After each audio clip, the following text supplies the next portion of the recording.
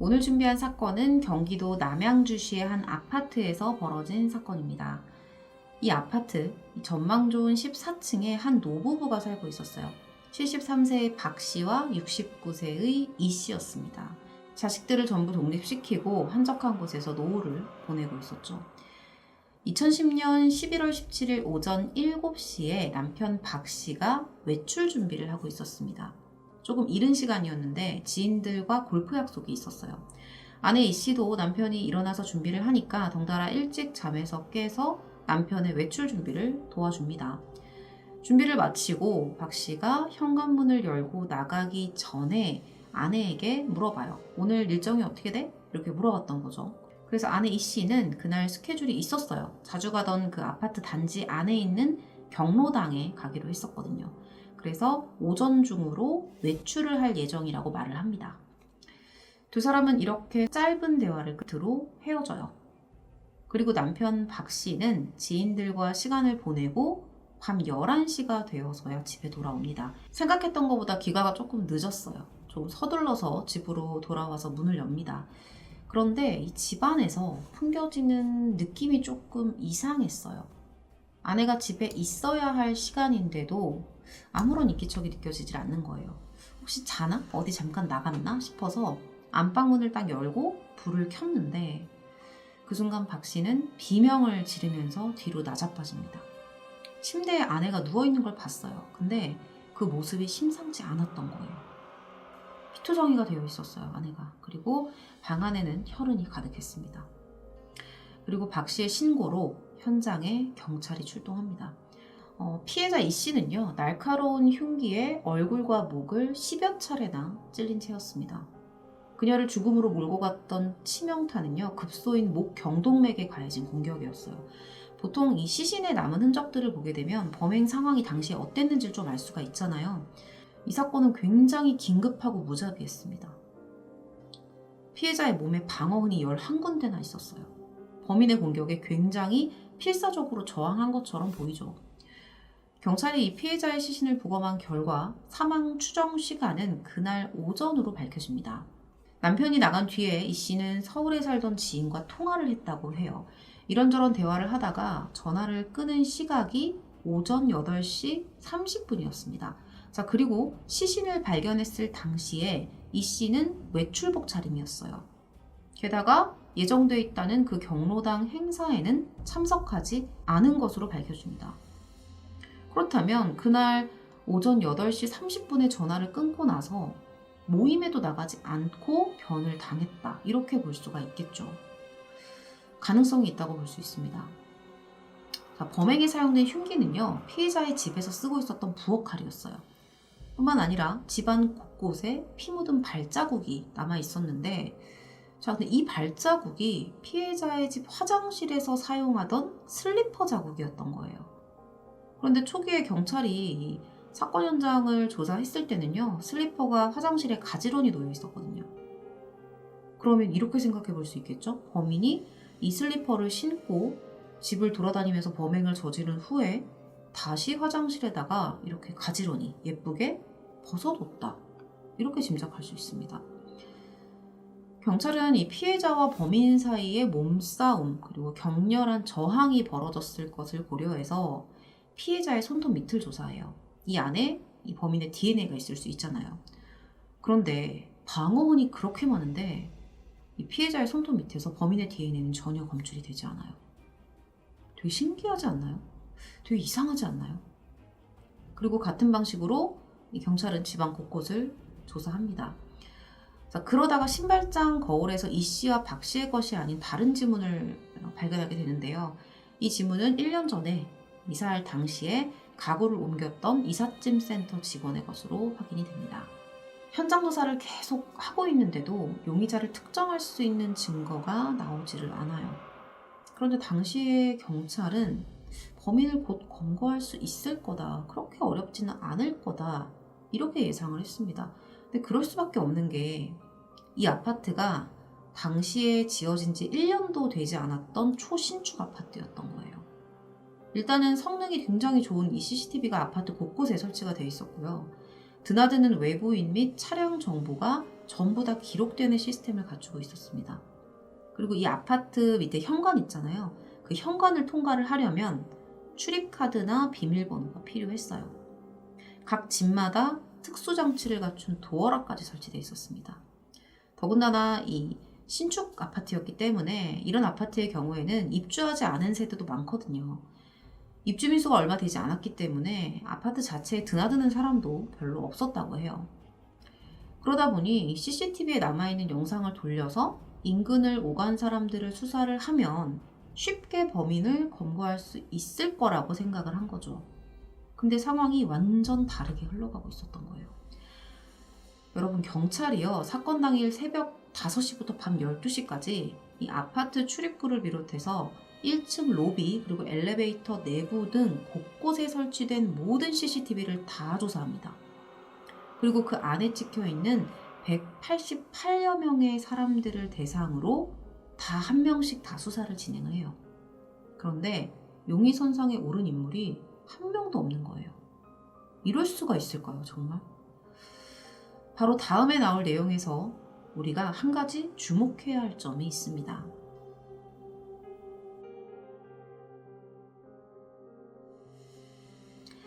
지금부터는 차근차근 수사 방향을 한번 따라가 볼게요.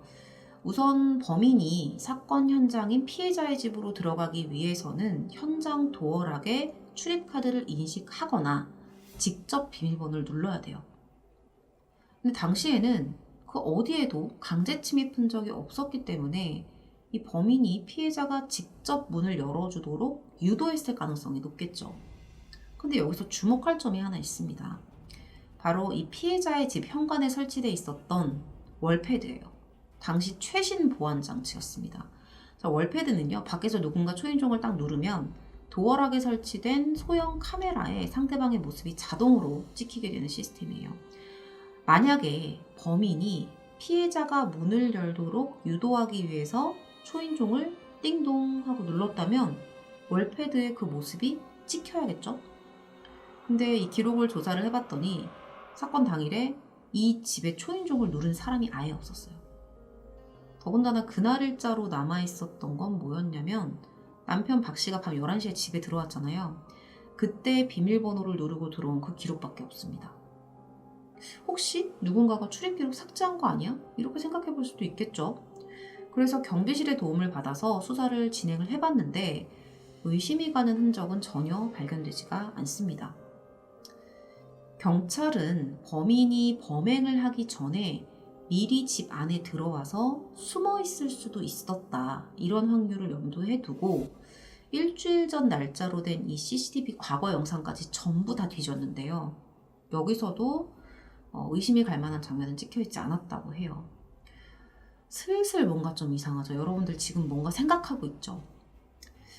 현재 가장 유력한 가설은요, 사건 당일에 범인이 현관 카메라의 사각지대에 숨어 있다가 초인종이 아닌 노크로 피해자가 문을 열기를 유도했고 그 순간 틈을 이용해서 이 집안에 침입했을 거다, 이라는 경찰의 추측이라고 합니다. 물론 의문점은 이것뿐만이 아니었어요. 추측대로 범인이 피해자의 집에 침입을 할 때 방금 말씀드린 이 수법을 이용했다고 하더라도 당시에 이 아파트의 보안이 굉장히 철저했기 때문에 아파트 현관을 뚫고 14층까지 올라온 이 경로는 확인이 안 되는 거잖아요.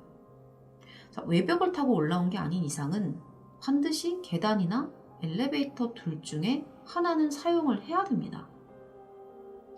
이 두 곳을 비추는 CCTV에 수상한 인물은 포착되지 않았다는 거예요. 그런데 이렇게 조사를 하면 할수록 이해가 가지 않는 상황들이 계속 발생을 하자 사건을 담당했던 경기 남양주 경찰서는 온갖 가능성을 두고 수사를 진행했다고 합니다. 먼저 범인이 비어있는 집의 창문으로 침입을 한 뒤에 주민인 척 계단을 이용했다는 가정이 있었어요. 실제로 당시 사건 발생 장소였던 아파트 A동 2층에서 3층에는요, 입주민이 없는 세대도 있었습니다. 그런데 그 집의 창문 틀이 안에서 다 굳게 잠겨 있었기 때문에 누군가 사건 당일에 이쪽으로 들어왔다라고 볼 수 있는 어떤 흔적, 이런 것들도 없었어요. 자, 그러면 14층이나 되는 고층에 외벽을 타고 침입을 했을까요? 그 오전 시간에? 물론 가능성이 굉장히 낮아요. 근데 경찰은 이 아파트 외벽 조사까지 다 합니다. 뿐만 아니라 A동 모든 층의 복도와 계단을 대상으로 혈액 반응까지 실시를 해요. 그런데 수확은 없었죠. 결국 그 어떤 방식도 범인의 침입을 명쾌하게 설명을 할 수가 없는 거예요. 물리적인 증거는 도저히 용의자를 특정하지 못하고 있는 겁니다. 피해자 이 씨와 그녀의 남편 박 씨는요, 굉장히 많은 재산을 보유하고 있었습니다. 이런 점들을 미뤄봤을 때 혹시 돈을 노린 면식범의 소행이 아닐까 이렇게 추측을 하기도 했어요. 주변 사람들 중에 의심스러운 정황을 보이는 사람이 있으면 그 사람을 대상으로 수사를 진행하자는 그런 방향이었던 거죠. 그런데 이 지인들의 증언에 따르면 피해자뿐만이 아니라 남편까지도 뭐 주변에 그렇게 원한사고 사는 사람들은 아니었다는 거예요. 그래서 그렇다면 지금까지의 모든 정황들을 고려해 봤을 때 경찰이 가장 의심할 수 있는 사람은 누구였을까요? 여러분들 이미 의심하고 있는 부분이 있으셨죠? 바로 피해자 이 씨의 남편 박 씨였습니다.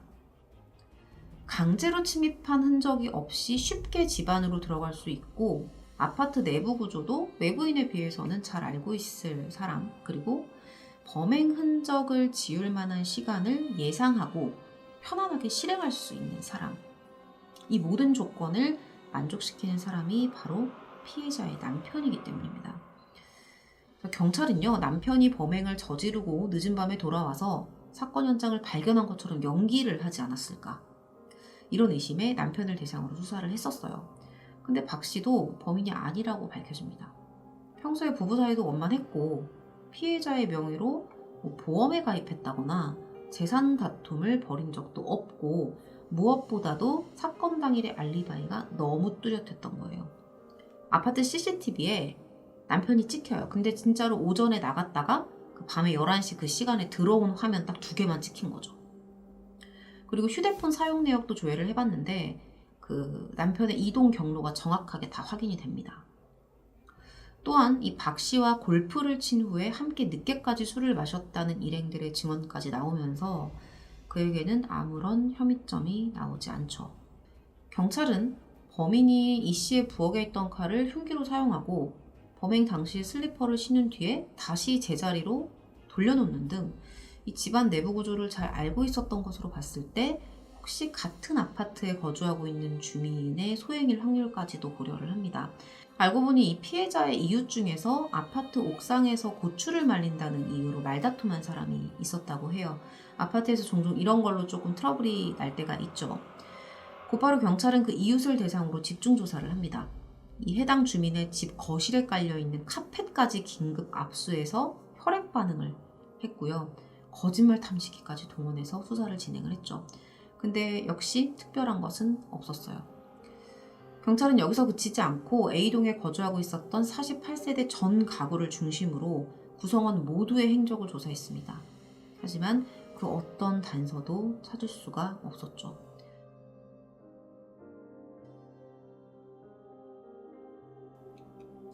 도대체 범인이 누굴까요? 당시에 그 안방이 심하게 어질러져 있었는데 이런 걸로 봤을 때 처음에는 강도 소행으로 봤어요. 근데 없어진 물건도 없었고 그러다 보니까 뭐 돈을 목적으로 한 건 아니었다는 거죠. 근데 또 장롱을 뒤진 흔적은 있습니다. 그런 걸로 봤을 때는 뭔가 위장하기 위해서, 강도 사건으로 위장하기 위해서 고의로 연출을 했다 이렇게 볼 수도 있었죠. 그렇다고 뭐 성범죄를 목적으로 한 범행도 아니었습니다. 범인의 정확한 동기를 유추하는 게 이렇게 어려웠던 거예요. 경찰 역시 피해자의 시신과 현장의 모습을 통해서 범인의 대강적인 특징만 추측할 수 있었을 뿐입니다. 우선은요, 이 69세에 달하는 고령의 노인이잖아요. 여자분이시기도 하고요. 그런데 이 피해자의 몸에 방어흔이 11군데가 나 있었다는 거는 그만큼 방어를 했다는 거거든요. 방어가 가능했다는 거예요. 그런 걸로 봤을 때 범인의 힘이 그다지 세지는 않을 수도 있다. 피해자와 비슷하거나 조금 더 센 그 정도로 볼 수 있다는 거죠. 만약에 범인이 젊은 남성이었다면 아예 방어조차 하기 쉽지 않았을 겁니다. 따라서 범인은 피해자와 같은 노인이거나 젊다고 해도 남자는 아니고 여성일 가능성이 높아 보여요. 물론 전과가 없는 젊은 남성이 우발적으로 저지른 범행일 수도 있겠지만 이 사건처럼 범인이 그 어디에도 정말 흔적이 하나도 없어요. 아무것도 없어요.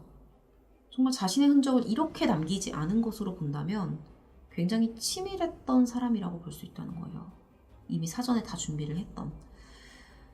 그렇기 때문에 이게 순간의 감정으로 벌어졌다고 보기에는 조금 어렵다는 거죠. 막 우발적으로 범행을 저지르면 뭐라도 남거든요. 근데 그런 게 진짜 하나도 없었던 거예요. 사실 이 말이 맞을 수밖에 없는 게 만약에 우발적이었다고 하면 CCTV든 뭐든 최소 한 군데에서는 범인의 모습이 찍혀 있어야 되잖아요. 그냥 내가 모르는 뭔가가 날 찍고 있어야 되는데 그런 게 없었어요. 아마도 범인이 이 아파트의 구조나 CCTV가 작동하지 않는 시간 이런 것들을 좀 알고 있는 인물일 가능성이 높겠죠. 일각에서는 CCTV를 피해서 침입하고 탈출한 것으로 봤을 때 범인이 아파트의 관리인이나 주민 혹은 그 아파트를 자주 출입하던 배달 용역업체 직원일 수도 있다는 의견을 내세우기도 했습니다. 가능성은 또 열어놔야 되니까요. 사실 이 사건 관련 유튜버 분들이 대부분 이 사건을 진행을 하셨습니다. 제가 거의 마지막일 것 같은데 저는 그 댓글들이 좀 읽어보고 싶었어요. 제가 이 영상을 올리기 전에 이 사건을 접했던 많은 시청자들이 어떤 의견을 내고 있는지가 좀 궁금했기 때문에 그분들 영상에 들어가서 좀 댓글들을 쭉 읽어봤어요.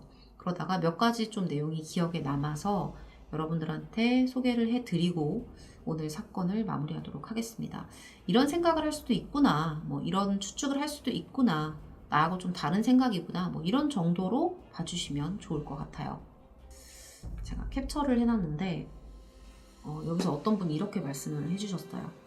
남편이 아침 일찍 외출 전 할머니를 살해한 것이 아니라는 증거는 오직 할머니가 오전 8시 지인과 한 통화인데 그 지인을 철저히 조사했는지 궁금합니다. 그 지인이 남편과 공범이라면 알리바이 조작할 수 있는 거죠. 목욕탕 슬리퍼를 신었다는 거는 범인이 발자국이 찍히면 안 되는 가까운 사람이었으니 그랬겠죠. 아침 7시부터 나가서 밤 11시까지 알리바이가 너무 확실한 게 오히려 더 의심스럽다. 70 넘은 할아버지가 아침 7시부터 밤 11시까지 그 긴 시간 동안 전화 한 통 없이 외부 활동? 하루 종일 알리바이 철저하게 꾸민 것 같아요. 보통 아침 일찍 공치러 가면 공치고 점심 먹고 늦어도 오후 5시에서 6시면 끝나잖아요. 그날따라 오후 11시까지 전화 한 통 없이 바깥에 있었던 게 이상합니다. 골프장, 식당 CCTV 등 시간대별 너무 완벽한 알리바이예요. 자, 이런 댓글도 있었고요. 또 한 분은 이렇게 댓글 달아주셨어요. 같은 동에 사는 이웃이 범인일 수밖에 없다는 쪽으로 결론이 모입니다. CCTV에 외부인의 침입 흔적이 하나도 안 찍혔다면 같은 동에 사는 위층, 아래층 이웃 중 어느 누군가가 계단을 통해서 침입했다는 말이 되는 거고 초인종을 누른 흔적이 없다면 노부부가 살고 있는 현관 앞에서 할머니가 나오기를 기다린 뒤에 현관 앞에서 할머니를 만나서 아는 척 인사를 한 뒤 할머니와 같이 집 안으로 자연스럽게 들어갔고 이후에 범행을 저지르고 현관문을 열고 계단으로 자기가 살고 있는 층수로 이동을 해서 자기 집에 들어가 버렸다는 추론을 할 수 있겠네. 결국 어떠한 침입 흔적도 없다는 건 외부인이 아니라 같은 동에 사는 이웃 주민이고 계단을 통해서 이동을 했기에 CCTV에 안 찍힌 것이고 현관문 앞에서 기다리고 있다가 같이 들어갔기에 초인종을 누른 기록도 없었던 것이다. 이런 댓글도 있었습니다. 이 프로파일러 분들은요. 가해자도 피해자도 노인인 노인범죄가 늘어나고 있다. 이런 말을 했대요. 자, 그리고 이런 글도 있었습니다. 남편이 가장 의심이 되는데 범행 시각이 오전이고 남편도 오전에는 있었으니 가장 자연스러운 방법이 남편이 아닐까. 지문이 없다는 점 자연스럽게 집을 빠져나갈 수 있는 화장실 슬리퍼가 왜 나온지는 모르겠지만 남편이 가장 의심스럽다. 이런 말도 있었고요. 그리고 노인정에 나오면서 같은 아파트 동에 사는 사람일 거다. 그래야 CCTV에 찍혀도 의심 없이 넘어가면서 노크로 문 열면 되는 거 아니냐. 그러면 면식범인이 당연히 열어주겠죠. 그리고 같은 아파트에 사니 구조가 매우 익숙할 겁니다. 이런 댓글들이 있었습니다.